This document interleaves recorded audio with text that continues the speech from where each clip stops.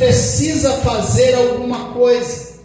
Quantas das vezes nós olhamos algumas coisas que têm acontecido na terra e falamos: até quando Deus vai deixar tudo isso impune? Mas segundo a palavra do Senhor, tudo tem um tempo determinado para Deus fazer. E quando nós lemos o capítulo de número 20, a partir do verso 11 do livro do Apocalipse, João está escrevendo, e eu acho lindo que ele vai falar sobre o juízo final, o dia do acerto de contas de Deus com a humanidade, de Deus com os vivos, de Deus com os mortos, de Deus com os não crentes, de Deus com os crentes.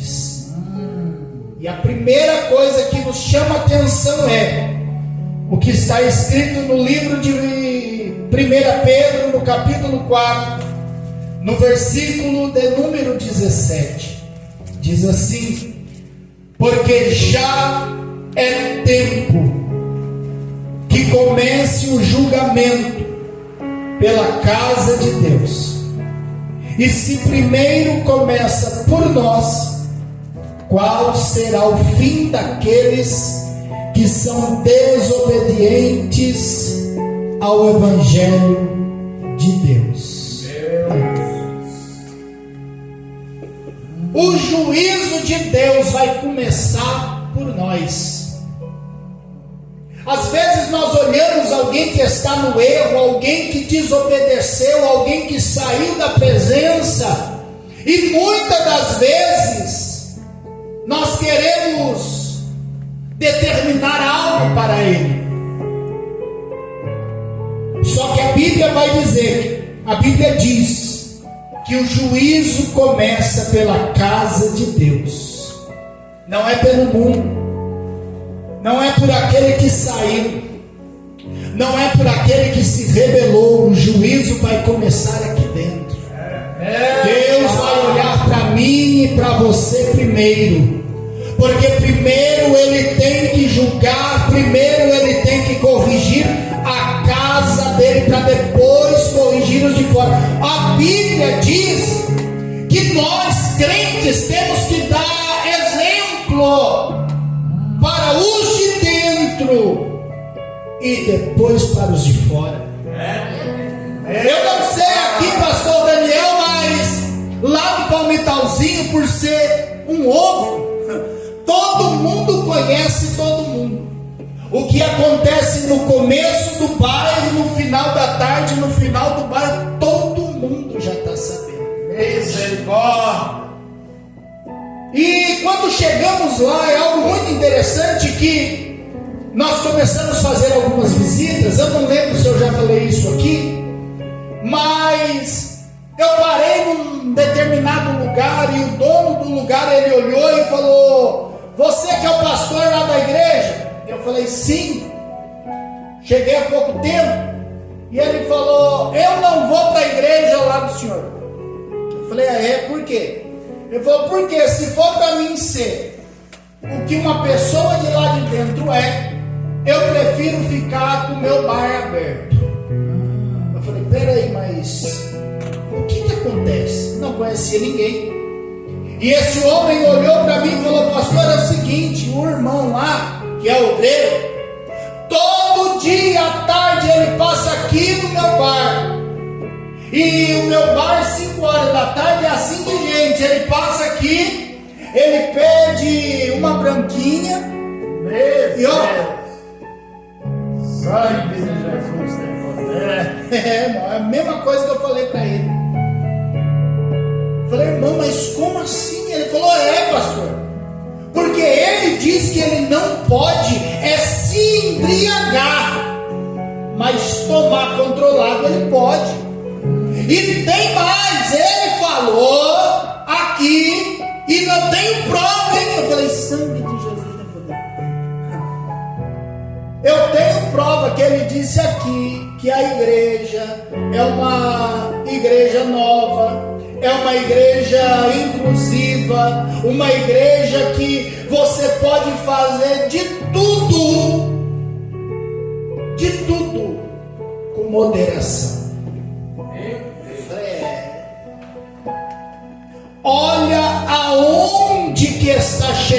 mente de certas pessoas, não porque agora eu sou crente, e agora eu posso ir ali, eu posso ir dentro da minha casa, porque dentro da minha casa o pastor Daniel não me vê, ou dentro da minha casa a líder do círculo de oração não está lá, então eu posso beber socialmente.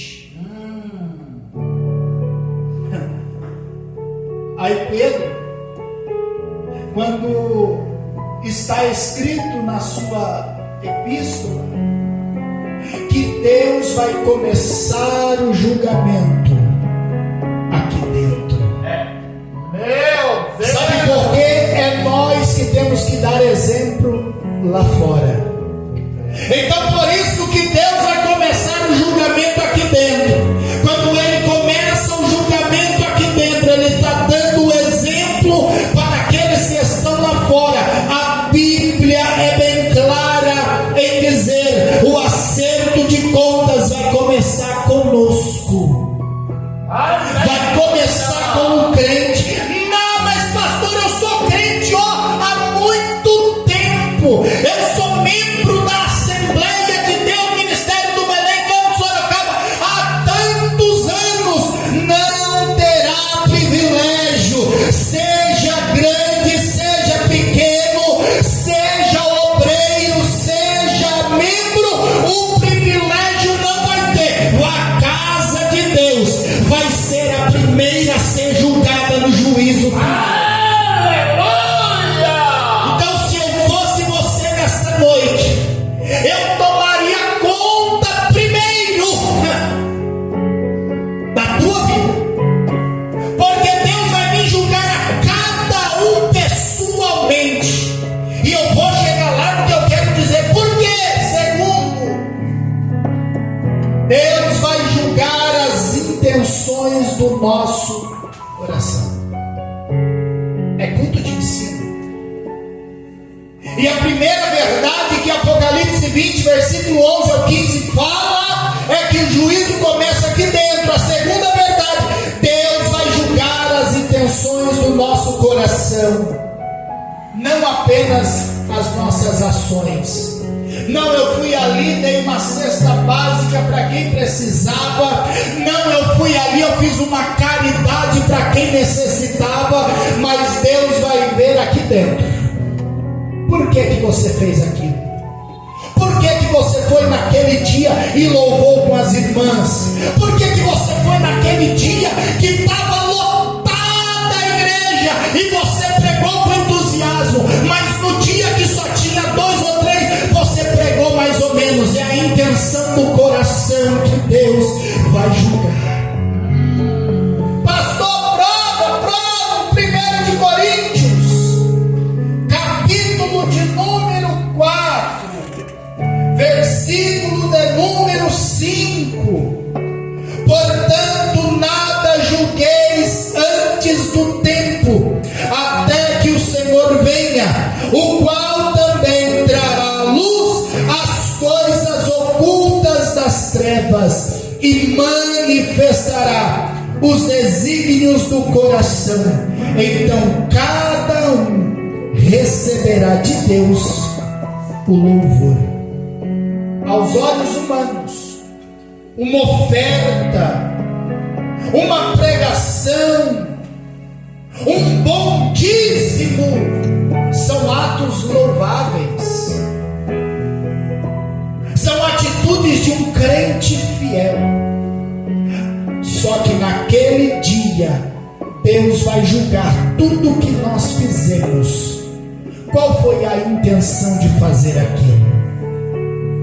Você vai ver que naquele dia muitos e muitos que estão dentro da igreja não vão aparecer como os mesmos crentes que aparecem hoje em dia, porque naquele dia não vai ter desculpa, naquele dia não vai ter como nós falarmos: não, Deus, é porque eu fiz daquele jeito, é porque daquele jeito era melhor.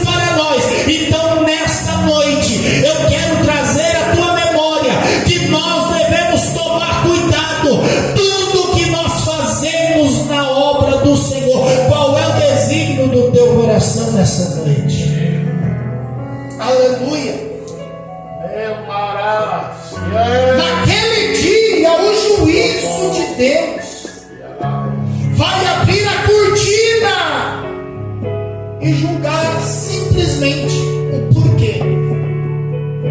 Nós falamos muito para quê, mas naquele dia Deus vai julgar o porquê de fazermos, o porquê de entregarmos a oferta, o porquê de louvarmos, o porquê de pregarmos, o porquê de sermos obreiros, o porquê de sermos membros da igreja, o porquê de estar dentro da igreja. E deixa eu te falar um negócio, vai ser um choque, porque a Bíblia diz que nem todos que diz Senhor, Senhor herdará o reino dos céus. Tomemos cuidado, não julguemos pela aparência. Aleluia! Parece que eu vejo Deus olhando para a terra no dia de hoje, olhando para os nossos cultos no dia de hoje, e alguém olhando e dizendo: ah não, é culto de ensino, ah não, é culto de sexta, ah não, é culto de domingo, é os mesmos que vão estar lá, ah é o mesmo pastor que vai pregar, é a mesma líder que vai dirigir, é o mesmo regente que vai reger. Ah, eu não vou. Deus está olhando a intenção do teu coração, meu amado. Toma cuidado que no dia do juízo vai ter surpresa na casa de Deus.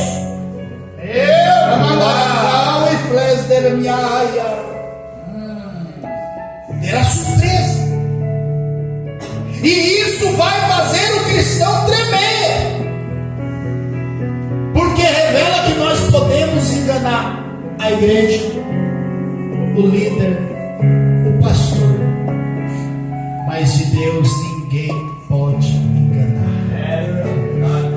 Eu me lembro que nessa feita eu fui falar com este irmão lá em Palmitalzinho, e eu cheguei até ele e falei: ô irmão, tudo bem, paz do Senhor, como é que você está? E ele: ô pastor, que bênção que você veio me ver.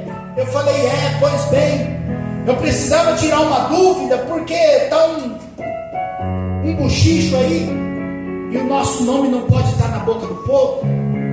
Só que é o seguinte, irmão, eu queria saber de você, porventura, assim, em alguma hora, algum momento da tua caminhada com Jesus, depois que você aceitou Jesus, porventura você tomou um golinho, você se afastou?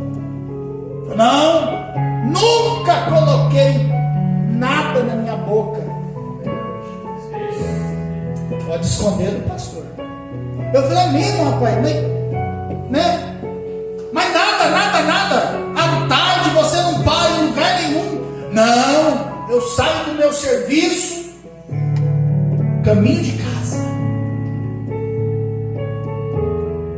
Eu falei: tá bom.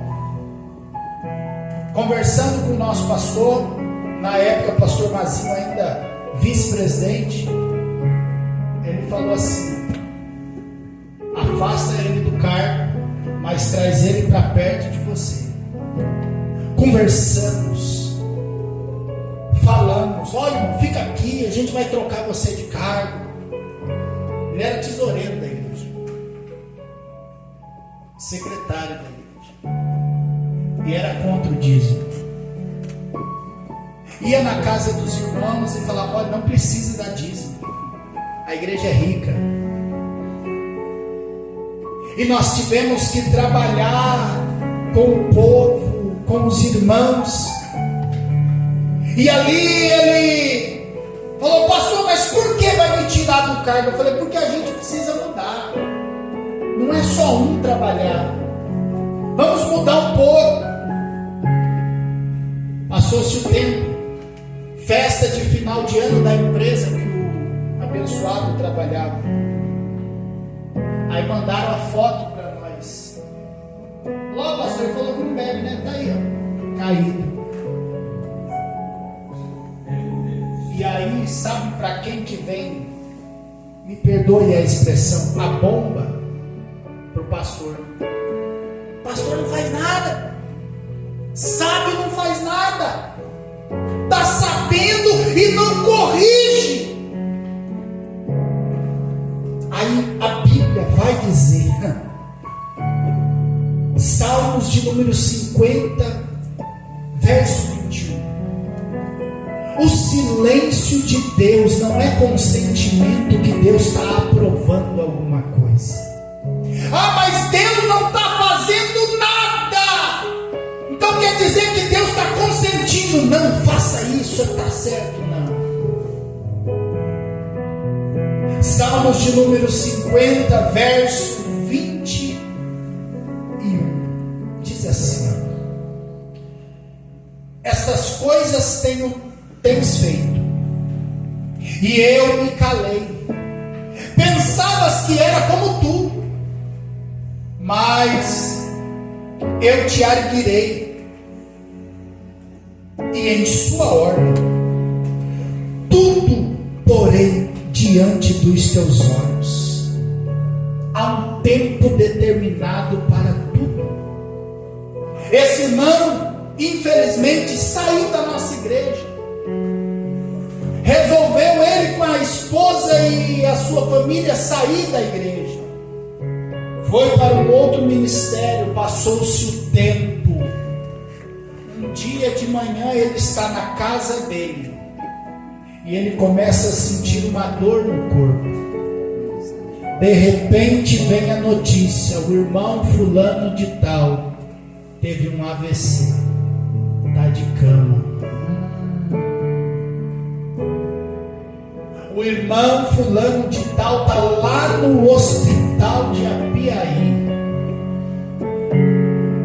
E agora, não vamos falar nada para o pastor. Só que no final chega até o pastor: pastor, vai lá fazer uma oração por fulano. E a gente, com amor pela alma, vai lá: ô meu amado, Jesus te ama. Sabe por quê? Às vezes nós que estamos cuidando do rebanho, muitos acham que o pastor não está fazendo nada, mas temos que entender que tudo tem que ser no tempo de Deus. Há coisas que nós precisamos tomar a decisão já. Há outras coisas que tem que ter um tempo. Muitas pessoas continuam pecando porque nada aconteceu ainda. Mas Apocalipse capítulo 20 fala que o juízo de Deus está chegando. E não é nós como igreja que vai decidir o que Deus vai julgar. Não, é Ele que vai julgar. É Ele que trará o julgamento. A nossa oportunidade que nós temos é para glorificar a Ele. A gente tem um costume de dizer: Maranata, hora vem, Senhor Jesus. Mas a minha palavra para cada um de nós aqui hoje é: estamos preparados para Jesus vir buscar a igreja? Ou como está a tua alma hoje?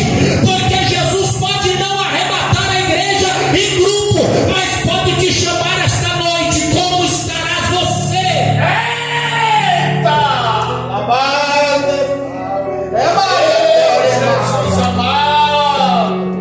Nós de ontem para hoje, eu não consegui dormir, vir embora para Sorocaba para resolvermos algumas situações. E tínhamos uma notícia de um amigo lá do bairro, dono da farmácia, que fazia 5 meses que ele tinha caído de um andaime e tinha fraturado a coluna. Estava sem se mexer, tinha ficado tetraplégico, estava em recuperação. Antes de sair do culto, recebemos a notícia: fulano de tal morreu, faleceu.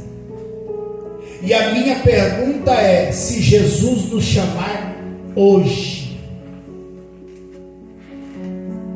para onde nós iremos? Como que a nossa alma está preparada para o hoje de Deus. Jesus amado. E eu vou encerrar aqui.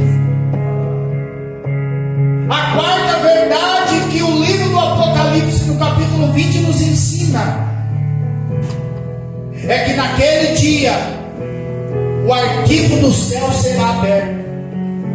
Nós lemos aqui o capítulo de número 20 e o verso de número 12. Ele vai dizer assim: e abriram-se os livros. E um dos livros que vai se abrir é o livro da consciência. Ninguém pode esconder aquilo que está pensando. Ah, mas eu não agi, mas você pensou. Estará escrito no livro da consciência. Abrir-se-ão os livros. Como está a tua consciência hoje? Nesses anos que você aceitou a Jesus. Porque naquele dia não vai ter como você olhar para Deus e falar: eu não pensei isso aí. Vai se abrir, quem sabe, um telão maior do que essa tela, e vai estar lá tudo o que você pensou. Vai se abrir os livros. Todas as tuas atitudes, tudo aquilo que desceu para o teu coração vai estar escrito lá. Aí alguém pode ser que desavisado, não conhecendo as escrituras, vai dizer: mas eu não fiz, eu pensei. Só que dentro da ótica de Deus, até os nossos pensamentos podem fazer nós pecarmos. Então naquele dia não haverá segredo. Os livros vão se abrir. A Bíblia diz que os mortos vão reviver. Aqueles que morreram nos mares, nos oceanos, o mar vai ter que dar conta deles.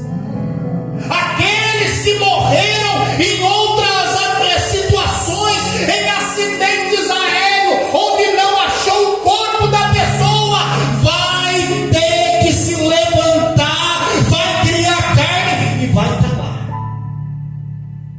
Agora imagina para nós crentes chegar lá naquele dia, e quando se abre um livro, abre outro, aí o escritor de Apocalipse, João, ele ainda vai escrever: e abriu-se outro livro, que é o da vida.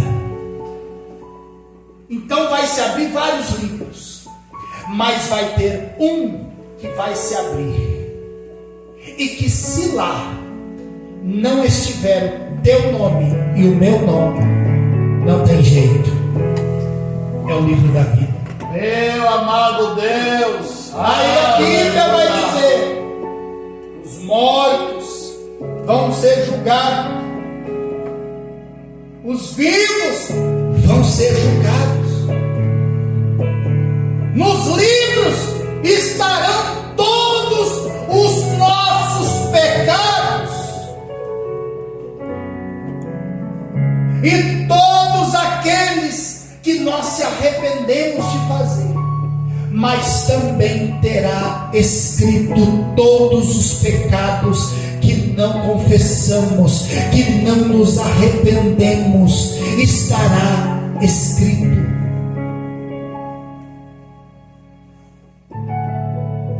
Nos dias de hoje é muito difícil. Eu falava para o pastor Daniel que lá em Palmitalzinho hoje também está tendo culto de ensino. Mas olha para vocês verem que não é só aqui na cidade, lá no campo também. O nosso culto de ensino, antigamente, Há 3 anos atrás, quando chegamos em Palmitalzinho, era o culto que nós tínhamos mais pessoas. O tempo passou e hoje é o culto que tem menos pessoas. Por que será que estão querendo tanta vitória, mas não querem buscar aquele que pode trazer vitória? Estão querendo revelações, estão querendo que Deus revele o profundo, o oculto e o escondido, mas não querem tirar mais um tempo para a leitura da palavra, para examinar as escrituras.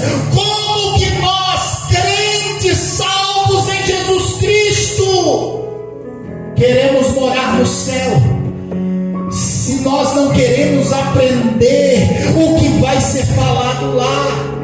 Como que nós queremos morar na eternidade se nós não queremos aprender como que será lá? Como que vai ser, pastor?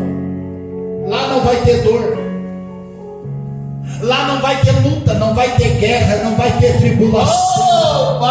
Enquanto você aqui na terra tem que labutar, tem que trabalhar todos os dias para ganhar o pão de cada dia, lá vai ser todo dia a glória, aleluia. Vai ser adoração de manhã, adoração à tarde, adoração à noite. E alguém pode até dizer, mas e os velhinhos? A Bíblia diz que tem 24 anciãos, 24 velhinhos em volta da mesa, adorando a Ele dia e noite, dia e noite. Então, quando nós adoramos aqui, nós estamos se preparando para chegar lá. Aleluia! Enquanto você adora aqui, é Jesus dizendo, vai firme, continua firme, porque daqui a pouco você vai vir para cá. Aleluia! Agora chore-me, Espírito Santo, Jesus está vindo buscar a igreja. Então, se Ele está apertando o negócio, se Ele continua dizendo que a porta é estreita, ei meu irmão, vai se estreitando, vai entrando nessa porta, porque daqui a pouco a porta da graça vai fechar e a gente vai estar lá no condomínio do céu. E lá naquele lugar não é qualquer um que pode entrar. A Bíblia vai dizer, e eu encerro aqui, que lá não pode entrar fornicador, lá não pode entrar assassino, lá não pode entrar o ladrão, lá não pode entrar aqueles que cometem adultério, lá não pode entrar aqueles que são homicidas, mas lá vai ter um lugar especial para aquele que serve a Jesus, para aquele que aceita Cristo, para aquele que serve a Ele, para aquele que passa na luta, para aquele que passa na prova e está dizendo, Senhor, eu não aguento, Senhor, eu não consigo chegar, mas Ele ainda está dizendo aquilo que está escrito no Salmo de número 23, o Senhor é o teu pastor e nada te faltará. Aleluia! Ai, que maravilha!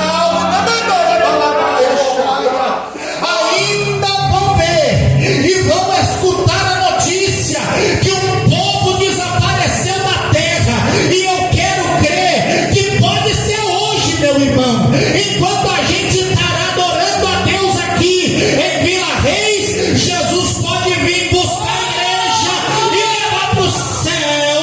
Aí vai ter a notícia, um povo desapareceu em Itapetininga.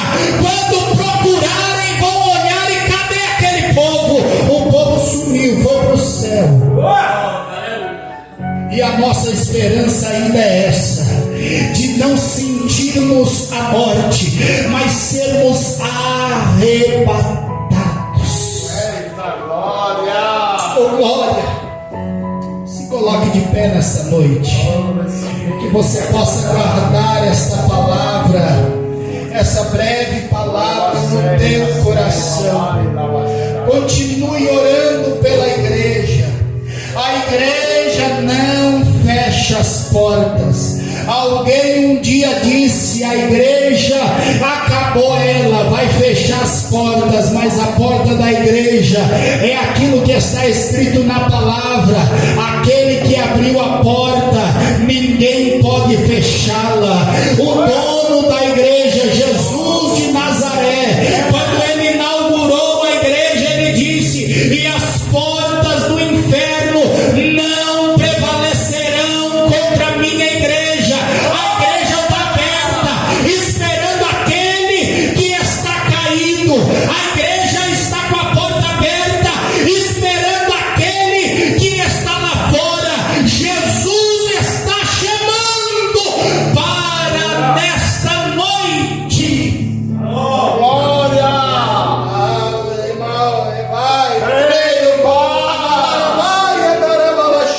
Tu és o bênção! Amado Espírito Santo, aqui estamos nesta noite, no nosso culto de ensino, junto com esta igreja amada. E eu tenho certeza, Senhor, que nesta noite o Senhor preparou esta palavra, juntamente com os louvores que adoramos aqui nesta noite.